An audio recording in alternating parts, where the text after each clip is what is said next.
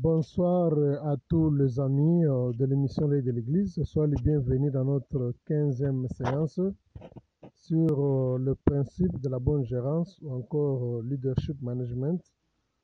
Nous allons continuer la suite. C'est votre frère le pasteur Salomon Kaning Aloussel en ligne. Nous allons continuer la 15e séance, toujours dans la parabole de l'enfant prodigue. Dans Luc chapitre 15, le verset 11 jusqu'au verset 32. Je pense bien, il y a des éléments importants que nous sommes en train de parler sur le contexte par rapport à ces passages. Et je l'avais dit dans la séance 14 clairement que cette parabole est parmi des paraboles mal comprises de la Bible. L'objectif de cette parabole n'était rien d'autre que la bonne gérance. Le Seigneur a donné cette parabole pour faire voir aux gens que Dieu fait confiance et Dieu donne plus à celui qui gère bien. Et à part ça, c'est aussi une façon de nous apprendre que nous sommes que des gérants et c'est Dieu qui s'approprie de toutes choses. Nous sommes que des gérants et c'est Dieu qui s'approprie de toutes choses. Donc c'est ça. Alors si vous allez bien méditer, je l'avais aussi dit à titre de rappel que les mots prodigue signifient les dépenses exagérées. Ça signifie aussi la malgérance des ressources ou encore les dépenses exagérées. C'est ça les mots prodigue.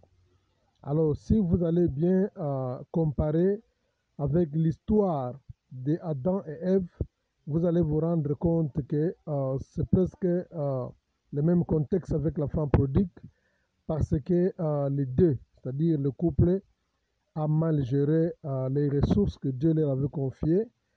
Ils n'avaient pas compris jusque-là qu'ils étaient des gérants. Ils n'étaient pas des propriétaires plutôt. Alors c'est pourquoi s'il faut faire un petit rappel sur la définition de la gérance avant que nous puissions mettre l'accent sur la parabole de l'enfant prodigue. Nous l'avons dit clairement que la gérance n'est rien d'autre que l'opportunité d'utiliser efficacement et correctement les biens et les ressources d'une autre personne. C'est-à-dire quoi? Les choses qui ne t'appartiennent pas. Les ressources qui ne t'appartiennent pas, eh bien les valeurs qui ne t'appartiennent pas, sur lesquelles on a été établi ou délégué avec l'objectif de produire une valeur. Donc il y a toujours un objectif. L'objectif c'est quoi? De produire une valeur ajoutée, très attendue et aussi autant convenable. Alors, s'il faut prendre la définition de la gérance et nous allons placer ça dans le contexte de l'enfant prodigue, nous allons nous rendre compte que c'est presque la même histoire. Je vais lire seulement des passages qui semblent un peu bizarres dans ce contexte sur l'enfant prodigue, mais qui donnent un peu le sens en comparant par rapport à la définition. Le premier passage, je vais lire toujours dans l'histoire de l'enfant prodigue. Quand nous allons lire, par exemple, le verset 12. Le verset 12 dit ceci, chapitre 15, évidemment. Luc chapitre 15, verset 12, la Bible dit, le plus jeune dit à son père, mon père, donne-moi la part de mes biens, la part des biens qui doit me revenir. Donc, quand il dit la part des biens qui doit me revenir, c'est-à-dire quoi? Nous sommes toujours dans l'adjectif possessif, les premières personnes au singulier. Et le père leur partagea, son bien. Et peu de jours après, le plus jeune, ayant tout ramassé, partit pour un pays éloigné et il dissipa son bien en vivant dans la débauche. Alors voilà, la phrase qui est importante ici, c'est la phrase « il dissipa son bien en vivant dans la débauche ». Je répète ça. Ça, tu peux souligner ça dans la Bible si tu le veux bien. Il dissipa son bien. On dit bien son bien.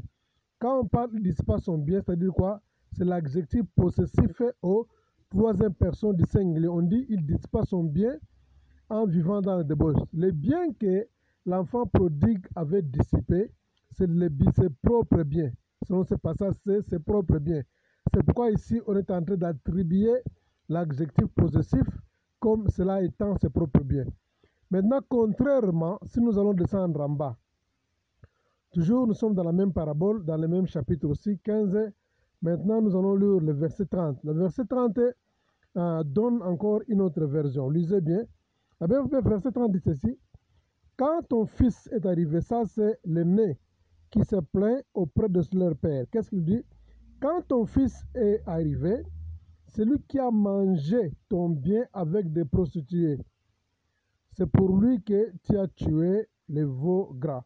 Écoutez, cher homme de Dieu, si vous n'êtes pas à mesure de maîtriser les deux versets ici, tu auras des difficultés pour comprendre le leadership management. Je reprends le verset 30. La Bible dit, quand ton fils est arrivé, c'est lui qui a mangé ton bien avec des prostituées. Voilà. Ici, on est en train de parler, l'aîné est en train de dire à leur père que ton fils qui a mangé ton bien. Donc maintenant, l'adjectif possessif maintenant change, ça prend maintenant les deuxième personne du singulier. Maintenant, en parlant ainsi, le fils aîné est en train de nous faire voir que malgré le cadet a bouffé ses biens, mais le papa de la famille, le père de la famille avait encore la main sur les biens de son fils cadet. Puisque le fils, selon le fils cadet, de la manière où le Seigneur a présenté la parabole, donc le Seigneur est en train d'identifier ici que le fils cadet n'a pas seulement bouffé ses biens, mais il a bouffé aussi les biens de son père. Puisque quand l'aîné dit, quand ton fils aîné est arrivé, celui qui a mangé ton bien avec des prostituées. Donc, les biens que le fils cadet avait bouffé, le fils aîné est en train d'attribuer ça comme étant les biens de leur père. Donc, c'est pourquoi j'avais dit au départ que dans la gérance, on fait que déléguer les gens. Les biens, on gère les biens qui ne t'appartiennent pas. En principe, selon cette parabole, le Seigneur voulait nous faire voir que le fils cadet, le bien qu'il avait reçu, il était qu'un gérant. Puisque le père s'appropriait de tout, malgré qu'il était séparé de son père, malgré qu'il se réclamait que ce bien lui appartenait, mais selon le contexte dans le chapitre 15, le verset 30, l'enfant dit que ton bien, c'est-à-dire le bien là appartenait à leur père, le bien que lui avait bouffé. Là, au chapitre 12, on est en train de nous expliquer que il avait, chapitre 12, non, le chapitre 15, le verset 12 et le verset 13, la Bible dit il dissipa son bien. Voyez, en vivant dans la débauche. Maintenant, en comparant avec 30 dit il a dissipé, il a mangé, il a bouffé les biens de son père. Donc c'est pourquoi quand je dis que la gérance, c'est l'opportunité d'utiliser efficacement et correctement les biens, les ressources d'une autre personne. Les ressources d'une autre personne, les biens qui ne t'appartiennent pas, sur lesquels on a été délégué avec l'objectif de produire une valeur. Vous voyez, donc c'est comme ça que je voudrais expliquer cette parabole pour nous faire comprendre que vraiment c'est toute une leçon sur le leadership management. C'est-à-dire l'enfant prodigue, les biens qu'il a dissipés n'étaient pas seulement ses biens, mais c'était encore le bien de son père. Comme la Bible dit, les cieux appartiennent, la terre appartient à l'Éternel et tout ce qu'elle renferme. Donc le bien là appartenait pas seulement à lui, mais cela appartenait encore à son père. Pourquoi? Il y a deux versets qui prouvent cela. Premier verset, il a demandé pardon à son père. On ne peut jamais demander pardon sur les choses que tu as utilisées abusivement qui t'appartient. On ne peut jamais demander pardon quand tu bouffes ton propre argent. Comme, puisque tu vas scandaliser personne, c'est toi, tu manges la chair de ton front. Mais du fait qu'il a demandé pardon à son père, ça montre clairement que ce bien-là ne lui appartenait pas. Et dans le chapitre 15 de Luc et le verset 30, là encore, le fils aîné est en train d'éclaircir. Vraiment, c'est une parabole qui a plein de sagesse, plein de richesse, car le Seigneur dit que le fils aîné a dit que non, voici ton fils qui a bouffé ton argent, qui a mangé ton argent avec des prostituées. Alors, c'est-à-dire quoi? Dans cette parabole, nous allons vraiment comprendre clairement de la manière que les choses que Dieu nous donne, nous ne sommes pas des propriétaires. Dieu a toujours la main, que ce soit tout ce que tu peux acheter avec l'argent. Tout ce que tu peux acheter, même tu as souffert pendant plusieurs années pour cette église-là. Même tu as souffert pendant plusieurs années pour avoir ce travail-là, pour avoir cette promotion, pour avoir ce mariage, il faut noter que tu es remplaçable. C'est-à-dire, une fois que tu vas mal gérer, il y a la main de Dieu est toujours là. Dieu est toujours le propriétaire absolu, Adonai, le Seigneur, le propriétaire absolu de toutes choses qui t'appartiennent, commençant par ton corps. Ça, je l'ai dit. C'est ça le principe de la bonne gérance. Quand tu maîtrises ça, c'est alors que non, tu vas réussir facilement dans ta vie et dans tes entreprises. Puisque d'abord, le titre seulement de la parabole nous montre déjà que ça parle sur la gérance. Quand la Bible dit l'enfant prodigue, c'est-à-dire l'enfant qui a mal géré les ressources de son père.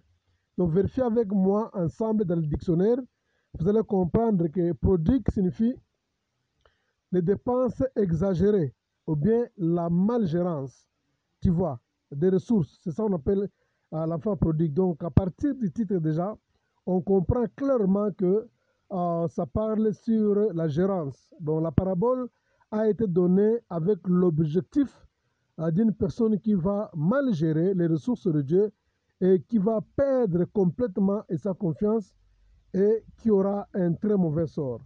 C'est pourquoi la Bible nous parle sur l'histoire d'Adam à Ève. C'est presque le même cas avec l'enfant prodigue, puisque Adam et Ève aussi, ils ont mal géré les ressources de Dieu. Pourquoi ils ont mal géré? Parce qu'ils ont mangé les choses qui étaient dévouées à l'interdit dans le jardin. Il y a des choses, Dieu les avait établies comme étant les gardiens du jardin. Il y a des choses que Dieu leur avait permis de manger. Et il y a d'autres, les fruits que Dieu a dit, vous ne mangerez point et vous ne toucherez point. Mais ils ont mangé. Les conséquences en est qu'ils ont... Maintenant, tout devrait être dévoué à l'interdit. Donc, ils avaient toute espèce de fruits pour manger. Ils avaient tout dans les jardins pour manger. Seulement un seul fruit que Dieu avait dit ils ne mangeront pas. Alors, qu'est-ce qui est arrivé? Maintenant, ils ont mal géré les ressources de Dieu. Dieu les avait chassés du jardin et tout est devenu interdit. Tout était devenu dévoué à l'interdit. C'est-à-dire, tout le fruit, à cause d'une seule conséquence de manger, de désobéir à l'ordre de Dieu, maintenant, tous les fruits qui étaient autorisés à manger, maintenant, quand on les a chassés, maintenant, tous les fruits étaient devenus, tous les fruits plutôt sont devenus dévoués à l'interdit à cause de leur désobéissance. Voilà, c'est un peu ça. Alors, si nous allons partir sur la parabole de l'enfant prodigue, là, nous allons comprendre certaines leçons importantes dans l'affaire de leadership management ou bien le principe de la bonne gérance. Le seul principe est simple. Avant que Dieu te donne ses ressources, il doit s'assurer que tu gères bien d'abord celles qui ne t'appartiennent pas. Donc avant que Dieu te donne ses ressources, Dieu doit d'abord s'assurer que toi, tu gères bien ce qui ne t'appartient pas. Que ce soit une voiture que tu conduis qui ne t'appartient pas, si tu n'es pas en mesure de bien gérer ça, il est aussi difficile que Dieu ouvre les portes pour te donner ta propre voiture. Que ce soit une maison quand tu es locataire, si tu n'es pas en mesure de bien soigner ça, de bien entretenir ça, il sera aussi très difficile pour que Dieu te fasse confiance pour te donner une autre maison. Que ce soit pour le shop, que ce soit pour l'argent. L'argent qui est entre tes mains, peut-être cela ne t'appartient pas, ça appartient à une autre personne. Alors si tu n'es pas en mesure de gérer ça, c'est-à-dire quoi, Dieu ne sera pas aussi capable de te faire confiance pour te donner l'argent qui va t'appartenir, puisque tout va dans le même principe sur la parabole de l'enfant prodigue. Voilà pour terminer cette 15e séance. Nous devons comprendre une chose, qu'il n'y a pas seulement des ressources qu'il faut bien gérer, il y a aussi la dîme. La dîme aussi, c'est une partie de la bonne gérance. Quand tu donnes ta dîme régulièrement dans le temple de Dieu, les offrandes, les dons, c'est alors que tu vas ouvrir une porte, Dieu te fera confiance pour qu'il te donne encore plus. Et ça demande la discipline. Donc, la bonne gérance demande d'abord la discipline. La bonne gérance demande l'honnêteté. La bonne gérance demande la confiance, demande la diligence, demande la fidélité et aussi ça demande la confiance de la manière dont vous gérez. Je reprends ça. Pour être un bon gérant ou bien pour faire la bonne gérance ou encore dans le système de leadership management, cela demande, bien exige la discipline, l'honnêteté, la confiance, la diligence, la fidélité et encore, voilà. Voilà, c'est un peu ça. Alors voilà, si par exemple vous négligez ces 5 points, je pense bien il sera vraiment tellement difficile pour que le Seigneur puisse transformer ta vie et te donner plus encore. Alors, il n'y a pas le temps de parler sur la discipline, l'honnêteté, la confiance, le diligent et la fidélité, qui sont les éléments tellement importants pour la bonne gérance. Ça, je pense que dans les jours à venir, si Dieu le fait, nous allons en parler en large. Mais néanmoins, chacun au moins comprend que signifie la discipline, que signifie l'honnêteté, que signifie la confiance, la diligence et la fidélité. Ça, ce sont les clés principales pour la bonne gérance. On s'arrête ici. Nous allons continuer la suite dans la séance 16. Merci. Si vous